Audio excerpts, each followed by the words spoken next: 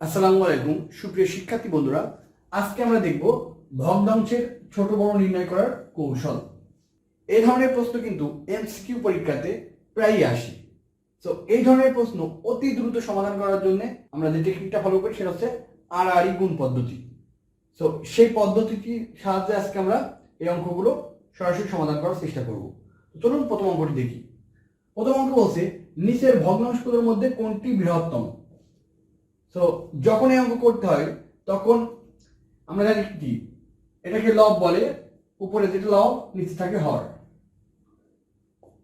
প্রথমে আপনি ক এবং খ এর ভিতর কম্পেয়ার করবেন, অর্থাৎ ক এবং খ এর ভিতর কম্পেয়ার করার পরে কোনটি বৃহত্তম সেটা রেখে দিবেন, বাদ বাকিটা ক্রস করে দিবেন। তো প্রথমে আমরা দেখি ক এবং খ কম্পেয়ার করব, অর্থাৎ দেখেন এর হর এর লব, অর্থাৎ আড়াআড়ি গুণ করতে হবে, আড়াআড়ি গুণ করতে হবে, অর্থাৎ 3 নং কত হয় 27 হয়, এটা আমরা উপরে লিখবো ঠিক এর উপরে। আর 4 5 20 হয়, অর্থাৎ এখানে বড় কোনটা, অবশ্যই 27 বড়, এই কারণে এটা বৃহত্তম, আমরা এটাকে ক্রস করে দিব, অর্থাৎ এটা বাদ। সেম অ্যাজ আমরা গ এবং ঘ কম্পেয়ার করব। আমরা এই দুটাকে কম্পেয়ার করতে পারতাম, কিন্তু এখানে যেহেতু বড় আমরা এটাকে কম্পেয়ার করব না, আমরা 3 4 দিয়ে কম্পেয়ার করতে আমাদের কিন্তু সহজ হবে। সো আমরা যদি এটার সাথে এটা কম্পেয়ার করি, অর্থাৎ 3 4 এবং 7 12, দেখেন আড়াআড়ি যদি গুণ করি 3 12 36 হয়, আর 4 7 28 হয়। তো এখানে 28 যেহেতু ছোট, এটা আমরা সহজে বাদ দিতে পারছি, অর্থাৎ এই অঙ্ক এটা বাদ যাবে। সেম অ্যাজ এখন কিন্তু এটা টিকে আছে। এখন আমরা এই 3 4 এর সাথে 11 18 এটা কম্পেয়ার করব। দেখেন 3 18 54 হয়, আর 4 11 44, তার মানে এখানে বৃহত্তম এটা, ক্ষুদ্রতম এটা, ক্ষুদ্রতম আমরা এটা বাদ দিয়ে দেবো। সো দেখেন এই আড়াআড়ি গুণফল পদ্ধতির মাধ্যমে কিন্তু আপনি সহজে নির্ণয় করতে পারেন যে 3 4 এখানে বৃহত্তম। সো এই ধরনের অঙ্ক আপনি কয়েকবার প্র্যাকটিস করলে পরীক্ষায় দ্রুত করতে পারবেন। তারপরের অঙ্কটি দেখতে পাচ্ছেন নিচের ভগ্নাংশগুলোর মধ্যে কোনটি ক্ষুদ্রতম। এক সেম রুলস, আপনাকে আড়াআড়ি গুণ করতে হবে। তো প্রথমে আমরা আড়াআড়ি গুণ করব, এই দুটাকে কম্পেয়ার করব, অর্থাৎ 3 5 15 আর 3 7 21। তাহলে আমাদের এখানে ক্ষুদ্রতম বের করতে বলছে, অর্থাৎ উপরে যেটা ছোট থাকবে সেটা ক্ষুদ্রতম, তাহলে এটা বড়, আমরা এটাকে বাদ দিয়ে দেবো। সেম অ্যাজ আমরা এইটাকে কম্পেয়ার করব, অর্থাৎ 3 নং 27, 3 নং 27 আর 4 7 28, অর্থাৎ এখানে বৃহত্তম 4 9 বা 9 ভাগে 4 অংশ। সো আমরা এটা কিন্তু বাদ দিয়ে দিতে পারছি।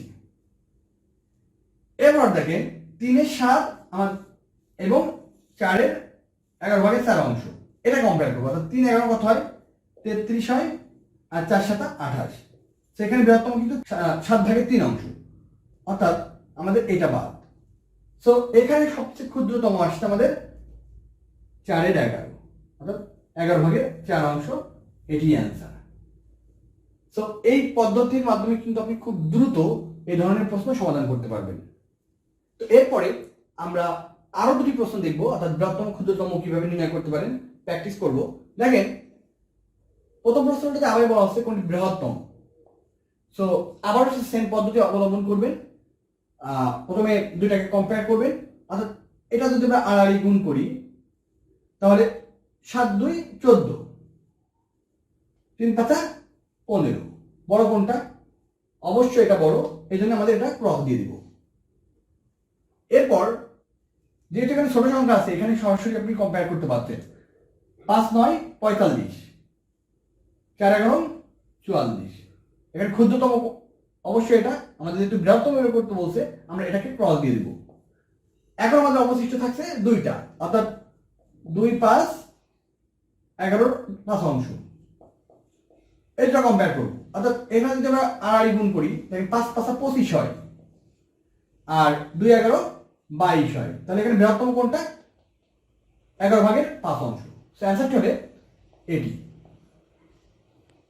সো তারপরে অঙ্কটি দেখতে পাচ্ছেন ক্ষুদ্রতম, ক্ষুদ্রতম নির্ণয় করতে বলছে। সো প্রথমে আমরা এটাকে কম্পেয়ার করলে দেখেন 4 5 20 হয়, আর 3 6 18 হয়, ক্ষুদ্রতম বের করতে বলছে। তাহলে ক্ষুদ্রতম যদি বের করি তাহলে বৃহত্তমটা বাদ দিয়ে দিব, তাহলে আমাদের এটা ক্ষুদ্রতম। এরপর যেটা এখানে বড় ডিজিট, গুণ করতে কষ্ট হবে, সো আমরা এর সাথে কম্পেয়ার করব, অর্থাৎ এই যে 3-4 3-4 7-9 এটা লিখবো। লেখার পরে তার সাথে কত হয় 28 হয়, আর 3 নং 27 হয়। সো আমাদের ক্ষুদ্রতম 3-4, সো আমাদের এটা বাদ দিয়ে দিব। এরপর 3-4 এর সাথে আমরা কম্পেয়ার করব 11-18, অর্থাৎ 3-18 কত হয় 54 হয়, 4-11 44 হয়। সো আমাদের ক্ষুদ্রতম আসছে কত 11/18। সো আমাদের অ্যান্সার হবে 18/11 অংশ এই প্রশ্নটির উত্তর। তো তারপরে আমরা খুবই গুরুত্বপূর্ণ 3টি প্রশ্ন দেখব, যে 3টি প্রশ্ন কিন্তু খুবই গুরুত্বপূর্ণ এবং আমরা এর আগে যে কম্পেয়ার করার মাধ্যমে সলিউশন করলাম সেটার মাধ্যমেই করব। কিন্তু দেখেন এখানে কিন্তু রুট আছে, সো তখনই কনফিউশন বেঁধে যায় কিভাবে আমরা এই সমাধান করব। তো প্রথমে আমরা আমাদের যে নিয়ম আছে, অর্থাৎ সামান্য ভগ্নাংশকে দশমিক ভগ্নাংশ করতে পারেন, আবার দশমিক ভগ্নাংশকে সামান্য ভগ্নাংশ কিন্তু আপনি রূপান্তর করে নিতে পারেন। তো এই 3টা প্রশ্ন প্রচলিত বিভিন্ন বইয়ে ভুল অ্যান্সার আছে, আশা করি আপনারা সঠিকটা শিখবেন আজকে। প্রথম প্রশ্নটি দেখুন, কোন সংখ্যাটি ক্ষুদ্রতম? তো এর আগে আমরা কম্পেয়ার পদ্ধতি দেখেছি, সেটার মাধ্যমে করব। তো প্রথমে আমরা এই ধরনের প্রশ্ন পরীক্ষা আসলে প্রথমে আমরা কম্পেয়ার করে নিব, অর্থাৎ প্রথম দুইটা কম্পেয়ার করব। যেহেতু ক্ষুদ্রতম বলছে, আমাদের লব যদি যেটা ছোট হবে সেটাই ক্ষুদ্রতম। তাহলে 2 × 11, অর্থাৎ 2-11 22 হয়, আর 21 হয়। তো এখানে ক্ষুদ্রতম কোনটা 11/1 অংশ, এটা ক্ষুদ্রতম, তাহলে আমরা এটা বাদ দিয়ে দিব। সেম অ্যাজ আমরা এখন এটার সাথে এটা কম্পেয়ার করব, অর্থাৎ 3-11 33 হয়, আর 31 হয়। সো বুঝা যাচ্ছে 11/1 অংশ এখন এটা ক্ষুদ্রতম, সো আমরা এখন এটা বাদ দিয়ে দিব। তো আমাদের হাতে কিন্তু 11/1 অংশ অথবা √0.02, আমরা কিন্তু জানি না কোনটা ক্ষুদ্রতম। সো এখন আমরা এটাকে সামান্য ভগ্নাংশে রূপান্তর করে নিব। কিভাবে? খুব কাছাকাছি আমরা কম্পেয়ার করে নিব। দেখেন এটা যদি আমরা করি, প্রথম আমরা দশমিক উড়াই দেব, 2 থাকবে, আর পয়েন্ট হলো এখানে 100, পয়েন্ট হলো 1, তারপরে 2টা শূন্য হবে। কেন হবে? কারণ এই দশমিকের কারণে 1, পরে যেহেতু 2টা সংখ্যা আছে এজন্য 2টা শূন্য হবে। এটাকে কাটলে হবে 1/50। এই 50কে কাছাকাছি বর্গমূলে রূপান্তর করে নিতে হবে। আমরা যদি এটাকে 1/49 লিখি তাহলে কিন্তু কোনো ক্ষতি হবে না, সামান্য একটু হ্রাস পাবে। তো আমরা 1কে যদি রুট করি তাহলে কি হবে? 1ই হবে, এবং 49কে যদি রুট করি তাহলে 7 হবে। তো এখন আমরা কিন্তু একটা কাছাকাছি সংখ্যা পেয়েছি, আমরা এখন কম্পেয়ার করে দেখব। অর্থাৎ আমাদের এই যে 1/11 ছিল আর 7/1 অংশ, এটা কম্পেয়ার করব। তো দেখেন এখানে 11 আসবে, এখানে 7 আসবে। সো আমাদের এটা বৃহত্তম আমরা বুঝতে পারছি। তো আমরা ইজিলি অ্যান্সার পেয়ে গেলাম। এই 4টা অপশনের ভিতরে সবচেয়ে ক্ষুদ্রতম হচ্ছে 11/1 অংশ, এটা সবচেয়ে ক্ষুদ্রতম। তো সেম পদ্ধতিতে আমরা পরের অঙ্কটি দেখব। দেখেন কোন সংখ্যাটি বৃহত্তম? আগে বলা ছিল ক্ষুদ্রতম, এখন বলছে কোন সংখ্যাটি বৃহত্তম। তো এটাকে আমরা সামান্য ভগ্নাংশে রূপান্তর করলে কি হবে? 3-এর যেহেতু একটা দশমিকের পর একটা শূন্য, তো 1/10 হবে, অর্থাৎ 1-এর পর একটা শূন্য হবে 10। অর্থাৎ এটা পেয়ে গেলাম। তার আগে আমাদের একটা কাজ করে নিতে হবে পরীক্ষার খাতায় খুব দ্রুত, এই দুটাকে কম্পেয়ার করে একটা বাদ দিয়ে দিতে হবে। তো আমরা বাদ দিয়ে দিব, যেহেতু আমাদের বৃহত্তম বলছে 3 দুগুণে কিন্তু 6 হয় আর 5 হয়, তাহলে আমাদের বৃহত্তম বের করতে বলছে, তাহলে আমাদের ক্ষুদ্রতমটা বাদ দিয়ে দিব। তাহলে 2/5 থাকছে আমাদের হাতে। তো 2/5 সাথে আমরা প্রথমটা কম্পেয়ার করে নিব। প্রথমে দেখেন 3-5 15 হয়, আর 10 দুগুণে 20 হয়। তো বৃহত্তম কত? 2/5 কিন্তু বৃহত্তম, 2/5 বৃহত্তম, অর্থাৎ আমাদের এটা ক্ষুদ্রতম, এটাকে আমরা বাদ দিয়ে দিব। সো আমাদের হাতে এখন দুটো অপশন আছে, একটা হচ্ছে 5/2 অংশ এবং √0.03। সো আমরা এই দুটাকে এখন কম্পেয়ার করব। তো এই দুটাকে কম্পেয়ার করার আগে অবশ্যই এটাকে আমাকে সামান্য ভগ্নাংশে রূপান্তর করতে হবে। সো আমরা আগের অঙ্ক যেভাবে করছি সামান্য ভগ্নাংশে রূপান্তর, সেভাবেই দেখব। দেখেন এটাকে যদি সামান্য ভগ্নাংশে রূপান্তর করি তাহলে আমরা উপরে 3 দিয়ে দিব, আর এই পয়েন্টের বলতে 1 হবে, আর পরে 2টা সংখ্যা আছে এজন্য 2টা শূন্য হবে, অর্থাৎ 3 এর 100। তো এটা কাছাকাছি আমরা এটাকে রুটকে যেহেতু বাদ দিয়ে দিব, এটাকে আমরা যদি কাটাকাটি করি তাহলে 1 হবে, এটা কাটাকাটি করলে 33 হবে। একটু মনোযোগ দিয়ে দেখি। তো আমাদের এখন থাকছে 1 কে রুট করলে কিন্তু একই থাকে, কিন্তু 33 কে রুট করলে অনেক দশমিক আসবে। তো আমরা 33 এর কাছাকাছি হয় নিচে অথবা উপরে যাব, অর্থাৎ বর্গের সংখ্যা যাব, যেটাকে পূর্ণবর্গে রূপান্তর করা যায়, পূর্ণবর্গে রূপান্তর করা যায়। তো 25 এবং 36 আসে। তো আমরা যেহেতু বলতে বৃহত্তম, আমরা একটু বড় দিয়ে টেস্ট করব, অর্থাৎ আমরা এখানে 36 যদি দিয়ে দিই তাহলে 1 এর 6 আসবে। তো এই 1 এর 6 কিন্তু অনেক বড়, 33 এর চেয়ে একটু বড়।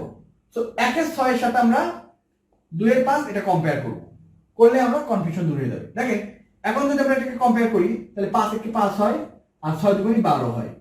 তো এখানে আমাদের লব কোনটা বড় হচ্ছে? এটা বড় হচ্ছে, বড় দেওয়া সত্ত্বেও কিন্তু এটাই বৃহত্তম হচ্ছে। সো এই অঙ্কের সমাধান হচ্ছে 2 এর 5, এটা হচ্ছে সঠিক অ্যান্সার, অর্থাৎ সবচেয়ে বৃহত্তম সংখ্যা 5 ভাগের 2 অংশ। এরপরে আমরা 3 নম্বর অঙ্কটি দেখব, যেটা সম্ভবত 30তম বিসিএসে আসছিল। দেখেন নিচের কোন সংখ্যাটি ক্ষুদ্রতম? এটার সাথে এটা পার্থক্য একটাই, এখানে ছিল √0.03, এখানে √0.3। তো প্রথমে আমাদের কি করতে হবে? এটাকে সামান্য ভগ্নাংশে রূপান্তর করে নিতে হবে। অর্থাৎ এটাকে যদি সামান্য ভগ্নাংশে রূপান্তর করি তাহলে হবে 3 এর 10, অর্থাৎ পয়েন্টের একটা, এই পয়েন্টের কারণে একটা 1 আসবে আর একটা সংখ্যা আছে এখানে 0 হবে। আর এই দুটাকে কম্পেয়ার করে আমরা লিখতে পারি, প্রথমেই বাদ দিয়ে দিতে পারি একটা, যেহেতু ক্ষুদ্রতম বের করতে বলছে আমরা আর গুণ করব, অর্থাৎ 5 একে 5, 3 দুগুণে 6। তাহলে ক্ষুদ্রতম হচ্ছে কোনটা? 3 ভাগের 1 অংশ ক্ষুদ্রতম, আমরা এটাকে বাদ দিয়ে দিলাম। সো এরপরে আমাদের কিন্তু একটা অলরেডি বাদ দিয়ে দিয়েছি, অর্থাৎ 5 ভাগের 2 অংশ এটা ক্রস দিয়ে দিয়েছি। এখন আমাদের হাতে আছে 3টি অপশন, অর্থাৎ এখন আমরা এটাকে যদি সামান্য ভগ্নাংশে রূপান্তর করি তাহলে হবে এই পয়েন্টের কারণে 1 এবং পয়েন্টের উপর একটা সংখ্যা আছে এজন্য 0 হবে, এবং 3 ভাগের 1 অংশ এটাকে কম্পেয়ার করব। তো এই দুটাকে কম্পেয়ার করলে এখানে আর গুণ করলে হবে 10, এটা 3 থেকে 9। তো সহজেই বোঝা যাচ্ছে এখানে বৃহত্তম কিন্তু 3 ভাগের 1 অংশ, সেটাকে আমরা ক্রস করে দিব। এখন আমাদের হাতে অপশন দুইটা আছে, একটা হচ্ছে 0.3 আর একটা হচ্ছে √0.3। সো একটা বিষয় মনে রাখবেন, যখন একই রকম সংখ্যা যদি একটাকে রুট করা হয় তাহলে যে সংখ্যাটাকে রুট করা হয় সেটা কিন্তু বড় হয়ে যায়। সো আমাদের বের করতে বলতে ক্ষুদ্রতম, সেখানে আমাদের একই সংখ্যা আছে, অর্থাৎ 0.3, অর্থাৎ √0.3। এটাকে যদি আমরা রুট করি তাহলে কিন্তু এই সংখ্যাটা বৃদ্ধি পেয়ে যায়, এটা হচ্ছে আমাদের মনে রাখতে হবে। সো অবশ্যই আমাদের এখন অ্যান্সার বের হয়ে আসছে, সবচেয়ে ক্ষুদ্রতম হচ্ছে 0.3, এটা আমাদের এই অঙ্কের অ্যান্সার। তো এই ছিল আজকের মতো, আশা করি আমাদের এই ভিডিওগুলো আপনাদের একটু হলেও কাজে লাগবে। যদি কাজে লেগে থাকে তাহলে অবশ্যই আমাদের চ্যানেলটি সাবস্ক্রাইব করবেন, আমাদেরকে উৎসাহিত করবেন। তো আজকের মতো এই পর্যন্ত, সবাই ভালো থাকবেন, ধন্যবাদ, আসসালামু আলাইকুম।